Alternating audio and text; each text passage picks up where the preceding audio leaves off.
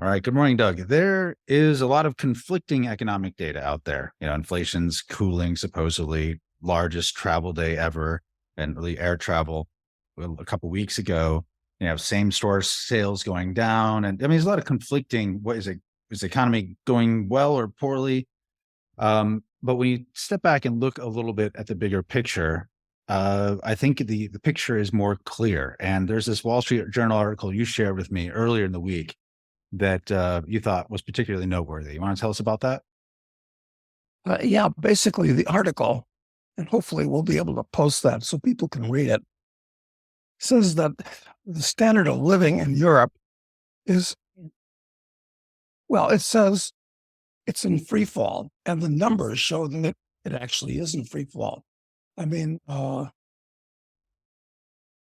it's the standard of living in Europe is dropping radically at this point. I was shocked when I read the article. Uh, I don't expect much from the Wall Street Journal, but this was something that was really, really interesting. And uh, it appeared to be a mystery to the author of the article why the standard of living in Europe is falling. Like one thing they say is that it's an aging population with a preference for free time and job security over earnings. Well, okay, I can kind of see that. You get old, you don't want to work anymore, and Europe is a place that really is aging out. People aren't reproducing in any of these countries. The population is falling radically, and free time and job security over earnings. Okay, but I think one thing they don't really mention in this article, they make a brief mention of it, is the fact that Europe has extremely high taxes, much higher than in the U.S., and they have a highly regulated welfare state, so that if you don't want to work, you really don't have to. You can live off the fat of the land and other people that work. So, is there any chance that Europe is going to turn around and once again rise in the world? I don't think so, for a lot of reasons. Well, one of the things from this, there's a lot of things about this article that I found pretty interesting. Obviously, the stats that you mentioned about the declining standard of living, which is really important, I think, because ultimately, we're wondering if you're expecting economic chaos or collapse or greater depression. But ultimately, what that looks like on the ground is a dramatic reduction in the standard of living or over a reasonably short period of time. That's what it looks like. And I think you're seeing this in Europe, especially in the last few years. And it's a total mystery as to why to the author of this article, it seems to me. Exactly. Like he hazards to guess. He says consumption spending is in free fall. Well, if you don't produce, you can't consume. So, of course, consumption spending isn't free fall, but he should draw people's attention to the fact that production isn't free fall. But they always emphasize what the consumer is doing. Wait a minute, they should be emphasizing producer is doing. What are people making? What are they creating? But and of course, this plays right into the government creating lots more dollars or euros or whatever they are. Uh, give it to people so they can consume more. If you consume free money that's given to you, you don't have to produce. So of course, the standard of living is going to collapse. But the numbers are fantastic as far as what's going on in Europe. And it says that things are getting well. First of all, it says that it says in the article, things are getting better in the US. I would say that things, insofar as they've gotten better in the US over the last 20 years, it's because of an increase in debt. Uh, that very much as if I borrowed $1 million today, my standard of living would go way up for the next year or two or 10. But Exactly. but it's artificial because I'd have to pay it back and pay it back with interest. So since there's so much more consumer debt in the US than there is in Europe, that's why it looks better in the US than in Europe. There's no debt. Mm, Although I think it's true, Americans still do produce more than the lazy Europeans do. mm. What are the things that at first the way they set the stage around the trying to pin down what the cause of this all is, like as you said, first they start off saying it's an aging population that prefers free time. So that's like the cultural substrate that's problematic in their mind. And then it describes basically these things as acts of God, essentially. The COVID-19 pandemic and the war in Ukraine. And they talk about the effect of that on, the Europeans' standard of living. And as though that there it was, I guess it was benign, or I mean, like an act of God, they had no control over it. And there was no, they don't talk about the state actions in those activities that actually have caused things like they say big problem is inflation. They don't mention that the states at their issue. That's right. And never in this article talking about the radical free fall in the average European standard of living do they mention the fact that Europe is very heavily regulated, makes it very hard for an entrepreneur to start a business, and it's very heavily taxed. So if you do start a business, the government's going to be taking most of what you earn. So he never even mentions what I think are the two major causes for collapse. I mean, it's not the war in Ukraine. That's going to reduce people's standard of living, but mainly the standard of living of Ukrainians, quite frankly. Uh, Right. There's no mention of the blowing up of a certain really important pipeline to Europe for energy either. Like no mention of that as like that had a major impact either. no, that's right. And God forbid they should conjecture as to who might have done it. But they mention uh, some anecdotal things. The French are eating less foie gras and drinking less red wine. If he says that, I suppose there's statistics that show that. Spaniards are stinting on olive oil. Of course, it's well known that most olive oil from Europe isn't olive oil anyway. It's soy oil or canola oil or something of that nature. It's a scam. But anyway, less olive oil. It says Finns are urged to use saunas on windy days when energy is less expensive. Well, that's telling us something else. That using windmills for The power of your sauna. exactly. It says across Germany, meat and milk consumption have fallen to the lowest level in 3 decades. I wonder if that has anything to do with the German equivalent of the Irish culling a tenth of their cow herd because cows are flatulent, and that's adding to global warming. They say, it's it's a better article than most, but the author is an idiot. And then one thing I outlined here in the article is the European Union now accounts for about 18% of all global consumption spending, compared with 28% for America. But 15 years ago, the EU and the US represented about equal amount, about a quarter of the total. So the standard of living in Europe really is collapsing, I guess. Hmm. So What about this whole notion of consumption as economic success? Is that is a model? Because you often hear criticism of the Chinese economy, for instance, because they don't have enough consumption, internal consumption. They're too export heavy, I guess. And they're saying the same thing here, that as global trade cools, Europe's heavy reliance on exports, which account for about 50% of Eurozone GDP versus just 10% for the US, is becoming a weakness. well, the important thing to remember here, which I think almost everybody forgets, is the way you become wealthy over the long run is you produce more than you consume and you save the difference. You're so Well, traditional. you don't produce more than you consume and you consume the difference. If you double your production but quadruple your consumption, you're going to go bankrupt and get poorer. So that's the name of the tune. And nobody mentions something as basic as that.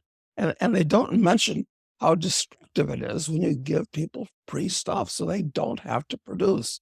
They think that it's all about consumption. It's not.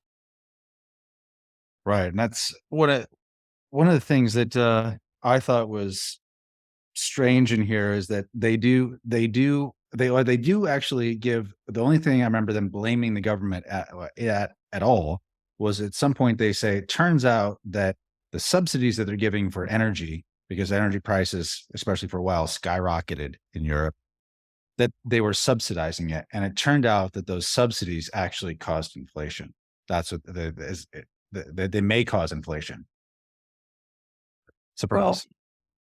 it's the creation of purchasing media uh, out of nothing that actually causes inflation. But the Right. next I'm looking at here is the guy who's come up with more statistics, which are interesting. Spending on high end groceries has collapsed.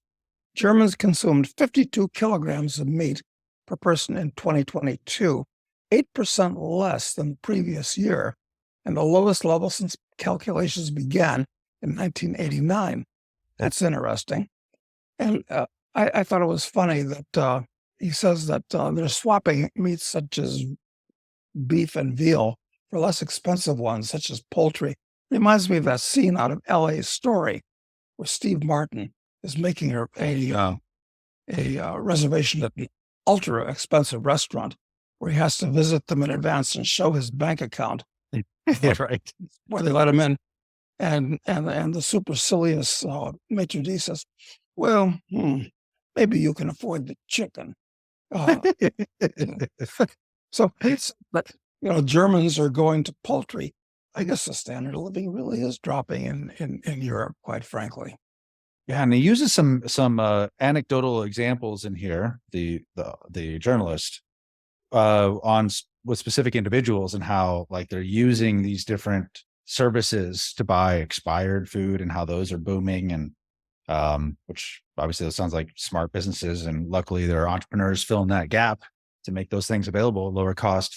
But it really shows that people are just, they just have to be more careful because with inflation and with the purchasing power decreasing, they just, they're just having to it's like, they talked about I remember Jim Rogers years ago talking about the Chinese, their ascendancy, and they switched from rice to start including pork in their diet and stuff like that. And it's like the Europeans are meeting them, on the way down and going to go back to maybe just rice or pasta or something. I don't know. I think so. Yeah, and along those lines, it mentions this is kind of interesting. But tell me if this would happen in the U.S. Mentions a woman named Rhonda Ebeling, a 26-year-old consultant. I'd like to know more about what she's consulting about in Hamburg, but it says that she saves quarter of her income. That's a lot because she worries about having enough money for retirement. Do any American 26-year-olds worry about having enough money for their retirement? That's an interesting question. I don't know. I do know that you can see a dominant, almost nihilistic view about their future and not believing that, certainly Social Security will be there or that they'll have enough. I think but I don't know if they'll save a quarter of their income to try and fix that gap. But here's the scary thing, and maybe this is why this person Rania is scared, is that with inflation, officially stated inflation, I should say, running 5-10%, whatever it is, who knows? It's all over the place now. If she's saving a quarter of her income, she's probably saving it in euros, and the euro is losing value at, let's say, 5% per year more than she's earning in interest, because interest rates are still almost zero in Europe. So she's suffering the Red Queen scenario, where she has to run faster just to stay in the same place. Maybe she should be. In fact, she should be worried because inflation is actually the biggest tax at all. Here's this woman who's trying to save, and she can't because the euros she's saving are being inflated out of existence right from under her. This is Mm. serious. Do you think that people understand? I think people know that there's a problem and are having to pinch and are worried about the future, but probably just like this author, they can't quite pin down the cause, and so are not going to be adequately able to protect themselves. That's right. And they don't blame it on the government or the central bank printing up more money. They blame it on the butcher and the baker and the gasoline maker. That's who they blame it on because they're charging more. And there is a reference in this article to the fact that the union movement is growing rapidly in Europe um, uh, because people are joining unions hoping to extract more from their employers. But is that going to solve any problem? No, because the reason why unions get more money is because they limit the number of people that can be members of unions. You've got to be in any union in the US, at least the ones I'm aware of, you have to be politically connected. You have to have a father or an uncle that works for the union so you can get into the union. And then in a lot of construction trades, only union members can work there. So it's like a closed shop. And if you can't get into the union, you're screwed. If you do get into the union, you get more than you should or would in a free market. So Mm. the Europeans, once again, think the unions are going to save them, but they're not going to save them. They make labor less productive, and it costs money to be in the union to pay the high paid officials that are kissing everything and making it better for you. But So I think the I could trend is going to get worse towards a lower standard of living in Europe. it's not surprising though that people's reaction to it would be, well, they're not being able to identify the forces that are causing the reduction of standard of living. It's not surprising that they would look to a solution like that, though, like a union, because they don't understand that the government's inflating the money and that's causing problems, that the regulations are making it impossible to do business profitably. Um, taxes are too high. They probably can't see any of that. And so they go, well, what do we do? And the obvious answer is, we got to become bullies ourselves by joining a union. Yeah. And there's another mention in this article that it says European consumers are more resilient than in Europe. Uh, Unilever's chief financial officer says uh, they're more mobile than in Europe. Well, I guess that's true. But with 15-minute cities which are being implemented gradually all over Europe, especially, people are being kept kind of glued where they are. They're kind of reverting to serfdom. You're born in your village, and those were 15-minute cities, those villages. Walking as well. Walking, right? Because they're trying to get rid of cars. I mean, Yep. they're saying by 2050, the number of cars in the world are going to drop 75%, something I read the other day. Wow. And Americans aren't as mobile as they used to be. Why not? Well, maybe because they have a lot more debt. And when you have debt, you dare not move. You're kind of tied down to where you are. And if you're lucky enough to have gotten a 3 or 4% mortgage on your house, you're there for the duration because you don't want to give up that cheap mortgage. Exactly. Yeah. Hmm. So let's see. Another thing that in this article, get this, it says by 2035, the article says, the gap between economic output per capita, good, they mentioned something important, in the US and the EU will be as large as that between Japan and Ecuador today. That's gigantic. I mean, Ecuador is a genuine third world country, and Japan has a very high. So this is the trend. This is very radical.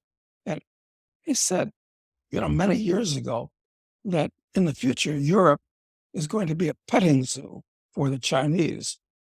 And this would seem to indicate that is the trend, the main asset the Europeans are going to have are their nice old buildings. But as tens of millions, scores of millions of Africans and Arabs migrate to Europe, maybe the Chinese won't even want to come there anymore. I'm not sure. What would be the obviously the author can't figure it out, but what would be the main cause that would and where it's predictable, where like they can forecast it forward that says that the output per capita is going to decrease to Ecuadorian levels? Like what could cause that? That's such a dramatic, it's like a deindustrialization almost. I mean, how is that even possible that it would decrease it to that level? It does seem like that might be what's happening because with Germany having shut down the last of its nuclear power plants at the same time as it can't import natural gas from Russia anymore, how do you run an industrial economy without power? And they're trying to solve it, I guess, through regulation and by ameliorating things by creating more money and giving it to people so they've got euros in their pocket. Mm. I I don't I don't know, but this article still shocks me, and this thing that Europe will have the standard of living of Ecuador relative to Japan, and this is like they're headed back to the dark ages, quite frankly. It does kind of line up with this if they're trying to hit their CO2 target, their the carbon footprint per capita. I remember looking at the UK's plan for that was, published by their House of Lords earlier this year, beginning of this year.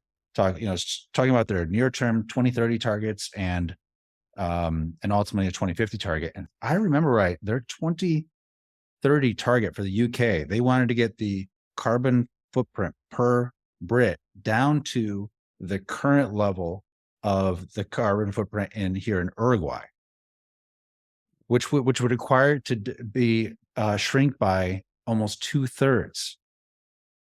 So that reduces economic output dramatically. I mean, that's just a natural consequence of that, wouldn't it be? Yeah, Uruguay is a very pleasant and peaceful little country, as we both know, but the average Uruguayan is like frankly, a peasant living on the farm. He doesn't consume uh, a lot of energy. So I guess that's what they're looking for. Another thing that they mention in the article is that weak growth and rising interest rates, and interest rates I think are going way, way up. I think by the end of this decade, we're going to see interest rates at the levels that they were in the early 1980s, which is to say 15 to 20%. Anyway, I think that's a trend in motion. It says that there are 750 billion euros in subsidies, tax breaks, and other forms of relief going to consumers to make them feel better, and businesses to offset higher energy costs. So uh, that's a lot of money. They have to get it from someplace. And in the next paragraph, it talks about a chap named Vivek Trivedi, obviously an Indian, Vivek. We've learned that's an Indian name from Mr. Ramaswamy, who is running for the Republican nomination. Says he's a 31-year-old anesthesiologist living in Manchester, and he earns about $67,000, 51,000 pounds per year for a 48-hour work week. That's interesting because obviously he works for the national healthcare system, but $67,000 is barely enough to live on in the U.S., and certainly an anesthesiologist, highly skilled, important applicant. A U.S. anesthesiologist wouldn't dream of making only $67,000 a year for working a 48-hour week. And Vivek is obviously an immigrant from India, where his parents were. So this is another kind of interesting trend going on in Europe and in England. the next person that's mentioned in the article, I was wondering if their job title stood out to you. It's Noah Cohen. Did you notice that? What her Oh, job title yes, was? public affairs specialist. Do you know what a public affairs specialist is? That must be like a community organizer, which I've never really figured out what a community organizer is, although Obama did that for many years before he became president. Yeah, What is a it's public affairs specialist? It doesn't seem like that would create anything that would increase your standard of living. nope. It's I had to look it up, and I looked it up in Chat GTP to see, and it says a public affairs specialist is a professional who works in government agencies, private companies, or the military to promote services, inform the public, and foster positive image. Oh, so it's blah blah. I mean, Yeah.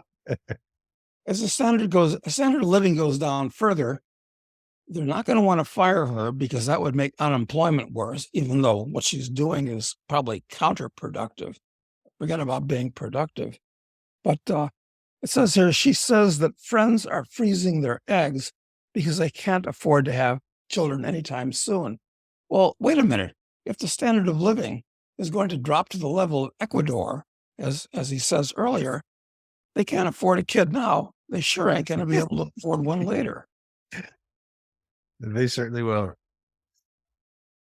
Oh, these poor Europeans. They Americans are screwed, but Europeans are just double screwed. There's just no question about that. And it Terrible. goes on to talk about the trade service unions, adding all kinds of members. And of course, once you become a member of a union, you strike for higher wages, which means you're spending time not producing while you're striking. And anyway, it goes on to say that Europeans just don't want to work, and the government subsidizes their not wanting to work. They can't save money because inflation's so bad, even if they do bother saving money, and they don't earn a lot to start with. So this is, to me, this is the most interesting article of the Wall Street Journal, which has gone way, way downhill from what it was when I first started reading it many years ago. I mean, the articles were fact-filled, well thought out, intelligently written. Now it's almost like Chat GPT has written all these articles, but still, this is the most interesting article that I've read in the journal for many, many years, because it's talking about something that's breathtakingly important, the collapse of the standard of living in Europe. And it hasn't gotten any play or comment in any other form of media that I'm aware of anyway. No, I don't think so. And one of the thing that you say, the quality of the articles has gone way down in the Wall Street Journal. I agree. And this good one even is, as we mentioned already, the guy can't really understand what's going on, and he also makes some really crazy assumptions in here. Like one of the ones that stood out to me is he says, with European governments needing to increase defense spending. Okay. And given rising borrowing costs, economists expect taxes to increase, adding pressure on consumers. Now, why exactly do European governments need to increase defense spending? Like, why is that built in as an assumption? It is built in as an assumption. And this is rather amazing because the the falling GDP of Europe still is about, what's the number? 50 times larger. It's a gigantic number than that of Russia. So what do they have to worry about with Russia? And does anybody really think that Russia is going to conquer Europe? I mean, this is not like primitive times when if you conquered a country, you stole the gold, you stole the cattle, or you stole the artwork, and you brought people in to be slaves. I mean, it would serve no useful purpose whatsoever for the Russians to conquer Europe. They don't even want to conquer Ukraine. All they wanted to do was solve the problem in the Crimea and the Donbass. And so, oh, in fact, the Europeans spend like 2% of their GDP on the military, but to defend against whom? And not the Russians. Can't defend against the Americans. Are the Chinese going to try to conquer Europe? I mean, the proper amount of military spending in Europe, I'd say it's close to zero. Well, and it's whereas before you might conquer a country and you get the war booty, now you have to shoulder these subsidy obligations, right? Right. So Russia would have, if Russia did conquer Europe, they'd have to make sure they'd have to subsidize, people's standard of living, or they'd have to, provide extra time off to everybody, or whatever the European governments are doing in their death spiral in subsidies. No country wants that. Nobody's going to take on that burden. Everyone wants to be free of it. Yeah. Yeah. Well, as far as I'm concerned, the Greater Depression is already well underway in the US, being disguised by lots of free consumer money being passed out, which guarantees that inflation is going to go higher and the standard of living is going to go lower. But it's bad and getting worse here. It's much worse and getting much worse in Europe, if this article's to be believed, and I believe the article.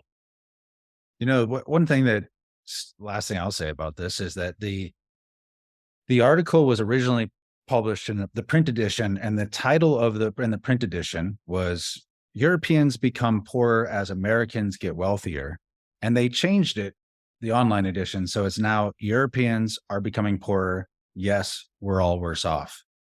I wonder why they changed it from "Americans are getting wealthier," why Europeans are getting poorer. There must have been some halfway decent editor that said, wait a minute, that's just a little bit too incredible. The average American isn't getting wealthier. That's interesting. Well, it just goes to show you can't believe much of what you read, but that being the case, I do believe much of what's in this article. Yeah, I mean, if nothing else, just the effect of inflation, it does erode your standard of living. That's what it is. It's how it works. And we've been taught to accept 2 to 3% official inflation as good and healthy. I'm not talking about consumer price inflation with at the 2 or 3%. But all that is doing is that does result in reduction in standard of living, but it's in a small way. And now it's been accelerated. So it's at 10%. And everybody robotically accepts the fact that the Fed's target of 2%, that makes sense. That's a good idea. But wait a minute. Not that the Fed should have any targets, or not that the Fed should even exist, which it shouldn't, but it would be better if we had disinflation of like 2% or 5% per year, where the money you saved was worth more every year. The standard of living would be going up. It would encourage people to save, encourage them to consume less frivolities. Well, be like Uncle Scrooge. The reason he got wealthy is he was notoriously a non-consumer. Anyway, Europeans don't want to do. They want to. Work a 20-hour week, and well, we'll see how this works out. One other thing I was thinking of when I was reading this was, I wonder if the rejection of people of wanting to work, it's not just in Europe. You have this trend also in the US where people, starting with the millennials, they were prioritizing their free time more over work, not wanting to make that trade. I wonder if it's just, there's like a subconscious, my theory anyway, it's like a realization that it's not that you don't, the system is fundamentally broken, that if you trade more of your life for something, it's not coming back to you, partially because of the culture of consumption, but also partially because of the screwed up money system that, it's a treadmill, it's a hedonic treadmill. The more you run, the harder you run on it. It's just so hard to reach escape velocity. And I think people are just saying, yeah, I don't know, the game seems rigged in some way. Yeah, it would be nice if when people worked, they were working at things that they actually enjoy. I mean, I enjoy producing things and creating things, which is to say, working. And perhaps people ought to re-examine the basis of their life and see if they can't find something to do that is productive, but they enjoy doing, or at least they don't hate. And I guess most people work in cubicles where they just follow orders like little robots. So yeah, I guess they understand. I guess they do hate that. Yeah, I mean, how's that? How life affirming is a public affairs specialist role? Hmm, God. Well, probably about as life affirming as being a community organizer. Exactly, exactly. All right, we'll leave it there for now, Doug. Thanks so much. We'll talk to you soon. Thanks, Matt.